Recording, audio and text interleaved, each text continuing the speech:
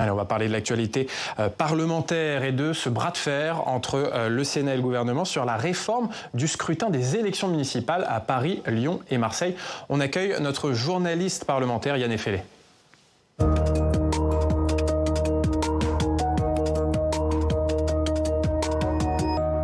Bonjour Yann. Bonjour Alexandre, bonjour Madame la sénatrice Dumas.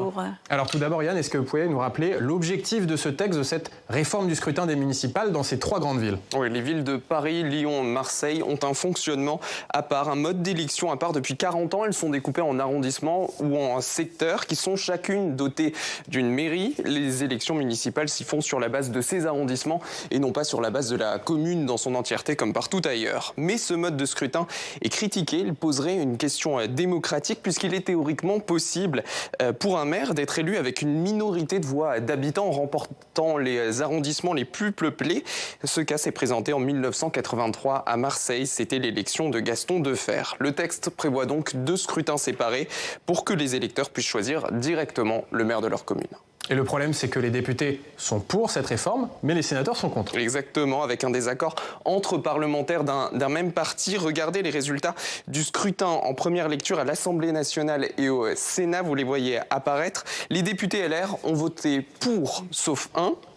Les sénateurs LR ont voté contre à 129 d'entre eux. La CMP s'est donc réunie, commission mixte paritaire, moins d'une demi-heure de discussion pour acter d'un désaccord. Elle a été donc non conclusive. La procédure normale dans ce cas-là, la suite du parcours législatif, c'est un nouvel examen dans les 2 chambres. Le problème, c'est que le Premier ministre vous avait dit devant les sénateurs que s'il n'y avait pas d'accord, eh bien, il n'y aurait pas de loi. Et pourtant, le gouvernement a décidé de renvoyer le texte au Palais Bourbon pour une nouvelle lecture. Écoutez ce qu'en a dit le ministre des Relations avec le Parlement face à la colère des sénateurs. C'était lors des questions au gouvernement mercredi dernier. Alors j'entends évidemment vos préventions légitimes et qui ont été relayées par le président du Sénat, aujourd'hui encore, sur ce que serait un dernier mot donné à l'Assemblée nationale. Mais nous n'en sommes pas là. Parce que si on applique les institutions, lorsqu'une CMP n'est pas conclusive, les 2 chambres sont saisies chacune pour nouvelle lecture. Le souhait du gouvernement, compte tenu de ce que je viens de dire, c'est de tout faire pour qu'un compromis soit envisagé. Ce serait problématique pour vous, Madame la sénatrice, ce cas de figure, une poursuite de la navette parlementaire? Alors, d'abord, je voudrais revenir sur vos propos et vous avez bien dressé le tableau. Mais je voudrais quand même apporter quelques précisions. On part d'un texte pas préparé, très mal préparé, qui ne parle que du mode de scrutin, pas de la gouvernance. Ce qui intéresse les citoyens et au cas particulier pour ce qui me concerne les Parisiens, c'est quand même comment Paris est géré. On parle d'un texte qui concerne 3 grandes villes qui n'ont plus rien à voir entre elles. Donc il faut aujourd'hui avoir des textes dissociés par rapport à ces grandes villes qui ne demandent pas la même chose. Après, en effet, un Premier ministre qui, dans l'hémicycle du Sénat, nous dit que si le Sénat ne veut pas de ce texte, il ne passera pas outre. Donc, dont acte.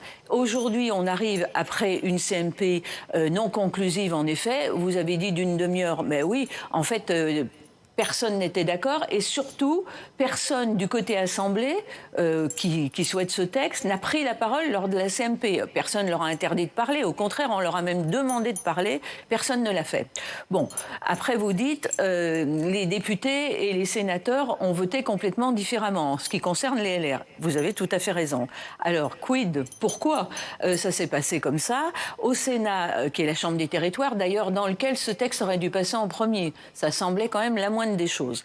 Au Sénat, les sénateurs de l'ensemble des 3 grandes villes, à part 1 ou 2 exceptions, sont contre ce texte. Bon, pour des raisons bien précises, mais surtout, encore une fois, parce qu'ils ne traitent aucun des problèmes.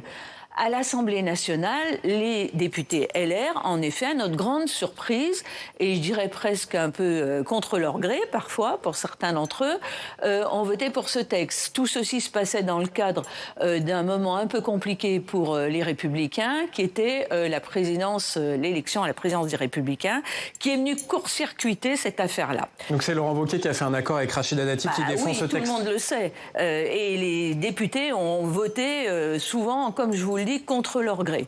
Bon, ça s'est passé comme ça. Aujourd'hui, on en est où? La CMP, donc non conclusive. Le Premier ministre qui avait donné sa parole, je n'arrive pas à penser que le Premier ministre de la France revienne sur sa parole donnée devant le président du Sénat, les sénateurs. Et bien justement, on va écouter la réponse du Premier ministre François Bayrou, pour qui il n'y a pas de problème avec cette réforme. Le Parlement dans ces deux chambres va s'exprimer. Et il n'y a rien de plus simple. On n'est pas obligé d'être d'accord sur tout. Mais je vous en prie. Avec François Bayrou, tout est simple. C'est comme pour le conclave, tout va bien. Avec PLM, tout est simple. Non, tout n'est pas simple. Il a donné sa parole, on entend qu'il la respecte. Ceci dit, ce que je voudrais ajouter, c'est contrairement à ce que vous avez dit, ce n'est pas pour que les électeurs élisent directement leur maire. Dans toutes les communes de France, aucun électeur n'élit son maire, c'est le conseil municipal. C'était pareil à Paris, Lyon, Marseille. Jusqu'à présent, quel que soit le mode de scrutin, ça sera pareil. Ça sera pour Paris, le conseil de Paris, qui votera pour le maire de Paris. Ceci dit, aujourd'hui où on en est, on va voir ce qui se passe. Le gouvernement souhaite de renvoyer le texte, ce qu'il ne fait jamais d'ailleurs depuis un certain nombre d'années dans ce genre de cas. Moi, ce que je dis juste, c'est qu'attention, ce texte est tellement mal fait qu'il y a d'énormes risques d'inconstitutionnalité. Il y a aussi la question de la cacophonie dans le bloc gouvernemental, le socle commun. Écoutez ce qu'en disait votre collègue Francis Spinner, lui très opposé à la réforme également. Il a accouché d'une loi qui est ni faite ni à faire. Les centristes ne peuvent pas nous demander d'être solidaires à chaque fois et ne pas l'être, et que ça ne sera pas sans conséquence. C'est-à-dire? Eh bien, il n'y aura plus, en ce qui concerne un certain nombre de sénateurs, de soutien aux textes des centristes lorsque nous estimerons qu'ils ne sont pas bons. C'est une rupture de la solidarité de la majorité sénatoriale. Est-ce que vous allez aussi loin que votre collègue? Ça remet en cause la stabilité du socle commun? Je le dirais peut-être différemment, mais ceci dit, soulève un vrai problème. Au Sénat, le groupe centriste, qui ne comporte pas de sénateurs impactés dans aucune des trois villes, donc je dirais que quelque part ça nécessite un peu de recul notamment, eh bien a voté pour ce texte. Donc c'est vrai que ça pose un vrai sujet et qu'on aimerait bien en connaître d'ailleurs les raisons. Oui, des petites tensions en ce moment au sein de la majorité de droite et du centre du Sénat. Merci beaucoup Yann pour ces explications et ces questions. On va continuer à parler des municipales à Paris puisqu'on va retrouver nos partenaires du journal du Grand Paris avec Jacques Paquier. Bonjour Jacques. Bonjour. Vous êtes directeur de la rédaction du Grand Paris et on parle de cette campagne municipale à Paris avec un moment important aujourd'hui puisque c'est le jour de la primaire du Parti socialiste pour ces municipales à Paris. Oui, tout à fait. Madame Dumas, j'aurais voulu savoir comment vous voyez, vous, le calendrier. Donc, vous êtes élu de Paris, vous êtes membre du groupe Union Capitale, et certains s'impatientent à droite en disant, bon, la campagne est bien partie à gauche depuis que Anne Hidalgo a annoncé qu'elle ne se représenterait pas. Comment vous voyez vous-même le déroulement un peu à venir de la campagne à droite? Est-ce que vous soutenez Rachida Dati qui demeure la candidate naturelle pour certains et un peu moins pour d'autres? Oui, bonjour Monsieur Paquet. Alors le calendrier, bon, on vient de parler de la CMP, on va voir ce qui se passe très rapidement avec ce texte, cette proposition de loi. Et comme je l'ai dit, il y a des recours qui seront faits, si jamais ça devait aboutir, il y a des recours qui seront faits par plusieurs groupes au Sénat. Donc ça, c'est une chose. Après, il y a ce qui concerne la gauche. Ils ont aujourd'hui, quelque part, un moment fort pour eux, puisque on devrait connaître le départage entre les deux candidats parisiens, savoir lequel sera finalement le candidat socialiste. On voit bien que, d'ailleurs, la gauche parisienne est affaiblie. Je pense qu'après un certain nombre d'années d'une gestion qui a été quand même très compliquée, la gauche parisienne sort affaiblie de cette gestion. En revanche, au profit de qui? Au profit des Verts. Des Verts parisiens et éventuellement d'ailleurs de LFI. La sociologie de Paris a aussi beaucoup évolué ces dernières années et évidemment on le retrouve là. Le calendrier, pour ce qui concerne en tout cas les Républicains, le nouveau président des Républicains, Bruno Retailleau, entend prendre une décision avec la Commission nationale d'investiture dans laquelle je suis. On m'a reconduite dans cette commission. certainement fin septembre, début octobre, enfin peut-être courant octobre au plus tard, puisque de toute façon on va rentrer en période électorale, les comptes de campagne vont commencer à fonctionner, donc on ne peut pas attendre. Donc le calendrier, me semble-t-il, c'est celui-ci. Et Rachida Dati a de fortes chances d'être la candidate des LR à Paris ? Alors je ne sais pas de qui Rachida Dati sera la candidate d'ailleurs, parce que j'avais compris qu'elle avait le soutien et qu'elle était poussée par un certain nombre de personnes de Renaissance. De combien de personnes s'agit-il? Que font les autres? On lit, moi je lis dans la presse que certains sont à la recherche aussi d'autres candidats. Donc on voit bien que ce n'est pas simple, donc il faut que ça devienne plus clair.